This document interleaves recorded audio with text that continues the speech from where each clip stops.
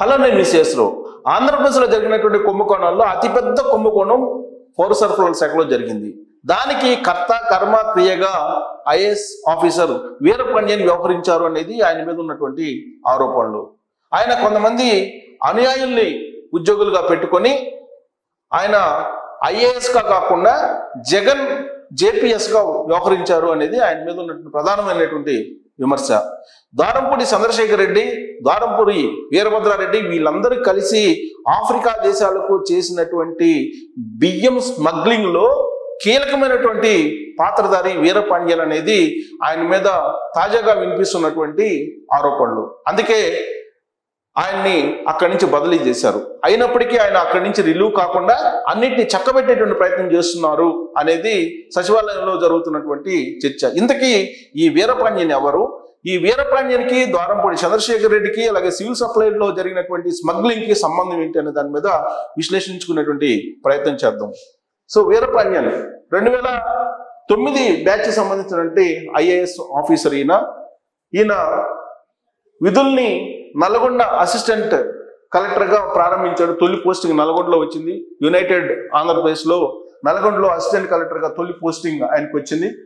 ఆ తర్వాత గూడూరు సబ్ కలెక్టర్గా, శ్రీకాకుళం జాయింట్ కలెక్టర్గా, సెర్ఫ్ అడిషనల్ సిఇఓగా విధులు నిర్వహించినటువంటి అనుభవం ఈ వీరపాండ్యానికి ఉంది. ఆయన 2015-2017 వరకు విజయవాడ మున్సిపల్ కార్పొరేషన్ కమిషనర్గా చేశారు.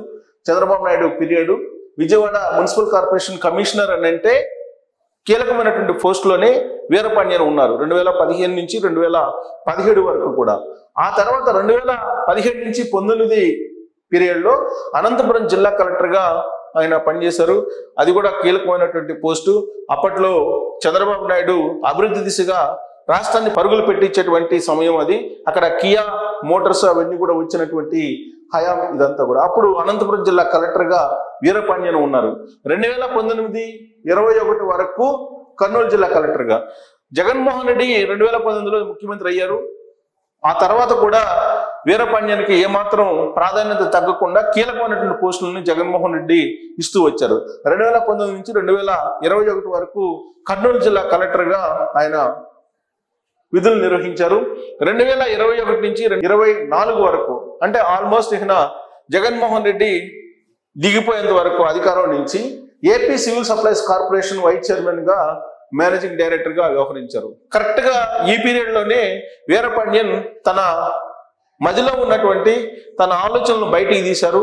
ఏ విధంగా పౌర సరఫరాల శాఖ బియ్యాన్ని స్మగ్లింగ్ చేయొచ్చు, ఏ విధంగా విదేశాలకి మళ్లించవచ్చు అనే దాని మీద జగన్మోహన్ రెడ్డి వీర విధేయులుగా జగన్మోహన్ రెడ్డి టీంకి సహకారం అందించారు అనేది ఆయన మీద ఉన్నటువంటి ప్రధానమైనటువంటి ఆరోపణ. So AP civil supplies corporation vice chairman managing director గా ఆయన చేసినటువంటి కార్యకలాపాలన్నీ కూడా విమర్శలకు దారితీస్తూ ఉన్నాయి. పైగా తొలి రోజుల్లో అక్కడ సివిల్ సప్లైస్ సంబంధించినటువంటి మినిస్టర్గా కొడాలి నాని ఉన్నారు. ఆ సమయంలో ఈయన లేరు కానీ బట్ ఆయనకు మంత్రి పదవి పోయేటువంటి చివరి రోజుల్లో మాత్రం వీరపాండ్యనే బాధ్యతలు స్వీకరించారు civil supplies corporation vice chairman అలాగే మేనేజింగ్ డైరెక్టర్గా. 2021-22లో వ్యవసాయ మార్కెటింగ్ శాఖ స్పెషల్ సెక్రటరీ అదనపు బాధ్యతలను కూడా నిర్వహించారు. ఈయన అడిషనల్ గా డ్యూటీస్ అడిషనల్ సెక్రటరీగా మార్కెటింగ్ శాఖ వ్యవసాయానికి కూడా నిర్వహించారు. 2023-24 వరకు సివిల్ సప్లైస్ డైరెక్టర్ గా అదనపు బాధ్యతలను నిర్వహించారు ఈయన. సో ఈయన కీలకమైనటువంటి పోస్టులను జగన్మోహన్ రెడ్డి హయాంలో నిర్వహించారు అని అంటే దాని వెనుక ఖచ్చితంగా అర్థం పరమార్థం అయితే ఉంటుంది. జగన్మోహన్ రెడ్డి దగ్గరకు తీశారు అని అంటే ఒక ఐఏఎస్ ని ఖచ్చితంగా కొన్ని కోట్ల రూపాయలకు సంబంధించినటువంటి ఆరోపణలు కుంభకోణం ఉండి ఉంటుంది అనేది ఇప్పుడు ఆంధ్రప్రదేశ్ ప్రజలు విశ్వసిస్తున్నటువంటి అంశం.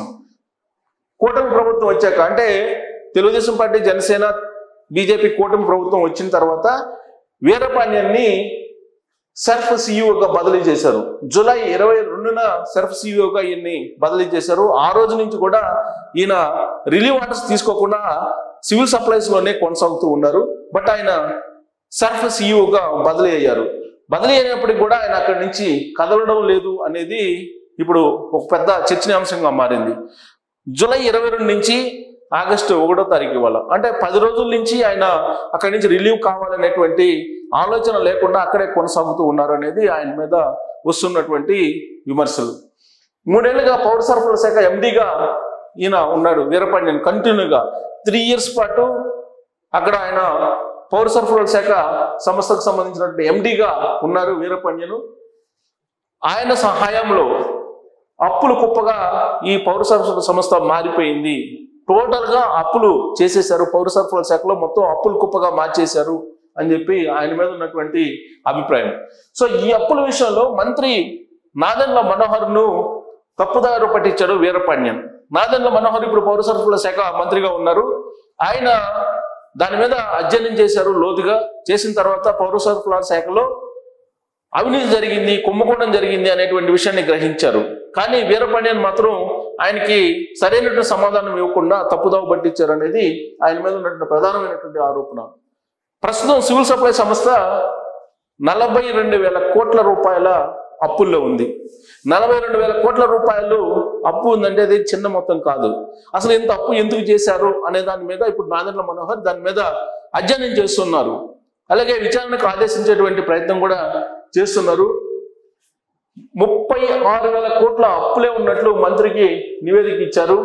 సో సివిల్ సంస్థ మొత్తం అప్పులు 42,000 కోట్లు అయితే 36,000 కోట్ల అప్పులు ఉన్నట్లు మంత్రికి నివేదిక ఇవ్వడం జరిగింది. సివిల్ సప్లై సంస్థ మాజీ చైర్మన్ ద్వారంపూడి భాస్కర్ రెడ్డి తోటి వీరపాండ్యన్ కుమ్మక్క అయ్యారు అనేది ఆయన మీద ఉన్నటువంటి ఆరోపణ. సో వీరపాండ్యన్ ద్వారంపూడి భాస్కర్ రెడ్డి తోటి టైఅప్ అయ్యాడు, కుమ్మక్క అయిపోయాడు. Dwarampudi Bhaskar Reddy civil supply chairman గా ఉన్నారు. అప్పట్లో Jaganmohan Reddy civil supplies chairman గా ఈ భాస్కర్ రెడ్డిని నియమించారు. అక్కడే ద్వారంపూడి చంద్రశేఖర్ రెడ్డి కూడా ఉన్నారు. కాకినాడ పోర్ట్ నుంచి ఆఫ్రికా దేశాలకు బియ్యాన్ని స్మగ్లింగ్ చేస్తున్నారు అనేది ఆయన మీద వచ్చినటువంటి ఆరోపణ. అసెంబ్లీలో కూడా ద్వారంపూడి చంద్రశేఖర్ రెడ్డి చేస్తున్నటువంటి స్మగ్లింగ్ గురించి అనేక సందర్భాల్లో చర్చకు వచ్చింది. ఎగుమతులేమో బియ్యం, దిగుమతులేమో డ్రగ్స్ అనేటువంటి ఆరోపణని అసెంబ్లీ వేదికగానే ద్వారంపూడి చంద్రశేఖర్ రెడ్డిని టార్గెట్ గా చేసుకుని అప్పట్లో ప్రతిపక్షంగా ఉన్నటువంటి తెలుగుదేశం పార్టీ సభ్యులు చేసినటువంటి ప్రధానమైనటువంటి ఆరోపణ. సో అప్పటి నుంచి కాకినాడ ఎయిర్పోర్ట్ నుంచి బియ్యం ఎగుమతులు సివిల్ సప్లైస్ నుంచే వెళ్తూ ఉన్నాయి. సివిల్ సప్లైస్ సంబంధించిన రైస్ ని ఎగుమతి చేస్తూ ఆఫ్రికా దేశాలకి పెద్ద ఎత్తున కుంభకోణానికి పాల్పడ్డారనేది ద్వారంపూడి చంద్రశేఖర్ రెడ్డి మీద అలాగే ద్వారంపూడి భాస్కర్ రెడ్డి మీద ఉన్నటువంటి ఆరోపణలు. వీళ్ళిద్దరికీ సహకారం అందించింది వీరపాండ్యన్ అనేటువంటిది ఇప్పుడు వస్తున్నటువంటి ఆరోపణలు. సో ఆఫ్రికా దేశాలకు రేషన్ బియ్యాన్ని ఎగుమతికి సహకారం అందించాడు వీరపాండ్యన్. సహజంగా ఏంటంటే పొలిటికల్ లీడర్స్ ఇలాంటి స్మగ్లింగ్ కార్యక్రమాలకి కుంభకోణాలకి పాల్పడుతూ ఉంటే కనుక ఎగ్జిక్యూటివ్ లో ఉన్నటువంటి IAS ను అడ్డుకోవాలి. కానీ ఆ స్మగ్లింగ్ కి సహకరించాడు అనేది వీరపాండ్యన్ మీద ఉన్నటువంటి ప్రధానమైనటువంటి ఆరోపణ. సో అందుకే వీరపాండ్యన్ని వరుసగా 3 ఏళ్ల పాటు పౌర సరఫరాల శాఖ ఎండీగా కొనసాగించింది ఆ రోజు ఉన్నటువంటి జగన్మోహన్ రెడ్డి ప్రభుత్వం అనేది కూడా సచివాలయ వర్గాల్లో జరుగుతున్నటువంటి చర్చ. సో తెలుగుదేశం పార్టీ హయాంలో ఏటా సివిల్ సప్లైస్ కార్పొరేషన్ ద్వారా 60 లక్షల టన్నుల ధాన్యం కొనుగోలు చేసేవాళ్ళు. తెలుగుదేశం పార్టీ హయాం అంటే 2014 నుంచి 2019 వరకు సివిల్ సప్లైస్ కార్పొరేషన్ సుమారుగా 60 లక్షల టన్నుల ధాన్యాన్ని కొనుగోలు చేసేది. కానీ జగన్ పాలన వచ్చిన తర్వాత ఈ 60 లక్షల టన్నులు కాస్త 35 లక్షల టన్నులకు పడిపోయింది. అంటే 35 లక్షల టన్నులు మాత్రమే కొనుగోలు చేసింది సివిల్ సప్లైస్ కార్పొరేషన్. సో నిబంధనలకు విరుద్ధంగా మాజీ మంత్రి శ్రీరంగనాథరాజు చెందినటువంటి గోదాములు లీజుకి సాధారణంగా సివిల్ సప్లైస్ కొనుగోలు చేసినటువంటి రైస్ ని గోదాముల్లో పెడుతూ ఉంటారు. ఆ గోదాముల్లో నిల్వ చేయడానికి ప్రైవేటు వ్యక్తుల నుంచి వాటిని లీజుకి తీసుకుంటూ ఉంటారు. కానీ నిబంధనలకు విరుద్ధంగా శ్రీ రంగనాథరాజు మంత్రి, మాజీ మంత్రిగా అప్పట్లో జగన్మోహన్ రెడ్డి కేబినెట్ లో మంత్రి శ్రీ రంగనాథరాజుకు సంబంధించి గోదాములని లీజుకు తీసుకున్నారు. నిబంధనలకు విరుద్ధంగా కొన్ని గైడ్ లైన్స్ ఉంటాయి. ఆ గైడ్ లైన్స్ లోబడి మాత్రమే గోదాములని లీజుకు తీసుకోవాలి. కానీ వాటిని ధిక్కరించి ఆ గోదాముల లీజు తీసుకున్నారు వీరపాండ్యన్ అనేది ఆయన మీద ఉన్నటువంటి మొట్టమొదటి ఆరోపణ. ఇక రైస్ మిల్లర్ల సంఘం అధ్యక్షుడు ద్వారంపూడి వీరభద్రారెడ్డికి అనుకూలంగా నిర్ణయాలు. సో ద్వారంపూడి వీరభద్రారెడ్డి రైస్ మిల్లర్ల సంఘం అధ్యక్షుడిగా ఉన్నారు. ద్వారంపూడి భాస్కర్ రెడ్డి పౌర సరఫరాల శాఖ చైర్మన్ గా ఉన్నారు. ద్వారంపూడి చంద్రశేఖర్ రెడ్డి ఎమ్మెల్యేగా ఉన్నారు. సో రైస్ మిల్లర్ సంఘం అధ్యక్షుడిగా వీరభద్రారెడ్డి ఉన్నారు. వాళ్ళ బ్రదర్ భాస్కర్ రెడ్డి, వాళ్ళ బ్రదర్ చంద్రశేఖర్ రెడ్డి, వీళ్ళు ముగ్గురు కలిసి టోటల్ గా పౌర సరఫరాల శాఖలో కుంభకోణానికి పాల్పడ్డారు. అక్కడ బియ్యాన్ని మొత్తాన్ని కూడా ఆఫ్రికా దేశాలకి తరలించారు అనేది వాళ్ళ మీద ఉన్నటువంటి ఆరోపణలు. దానికి పూర్తి సహకారం అందించింది వీరపాండ్యన్ అనేది ఇప్పుడు వస్తున్నటువంటి ప్రధానమైనటువంటి ఆరోపణ. సో ధాన్యం నాణ్యత విషయంలో కూడా రైతులకు అన్యాయం చేసేలా ప్రమాణాలు నిర్ధారించారు. సాధారణంగా రైతుల నుంచి ధాన్యం కొనుగోలు చేయాలంటే కొన్ని ప్రమాణాలను నిర్దేశిస్తూ ఉంటారు. ఆ నిర్దేశించేటువంటి క్రమంలో ఐఏఎస్ చాలా కీలకం ఎవరున్నా సరే. బట్ ఐఏఎస్ స్థానంలో వీరపాండ్యన్ ఉన్నారు. ఈ వీరపాండ్యను రైతులకు అన్యాయం చేసేలాగా ప్రమాణాలు నిర్ణయించారు అనేది ఆయన మీద ఉన్నటువంటి మరొక ఆరోపణ. ఆయన్ని సివిల్ సప్లైస్ కార్పొరేషన్ ఎండి నుంచి బదిలీ చేసింది ఇటీవల కాలంలో ఇప్పుడున్నటువంటి ప్రభుత్వం. కానీ ఆ పోస్టును మాత్రం వీరపాండ్యన్ వదలలేకపోతూ ఉన్నారు. అంటే దానిలో ఉన్నటువంటి రహస్యం ఏంటి అనేది ప్రత్యేకంగా చెప్పవసరం లేదు, వివరించాల్సినటువంటి అవసరం లేదు.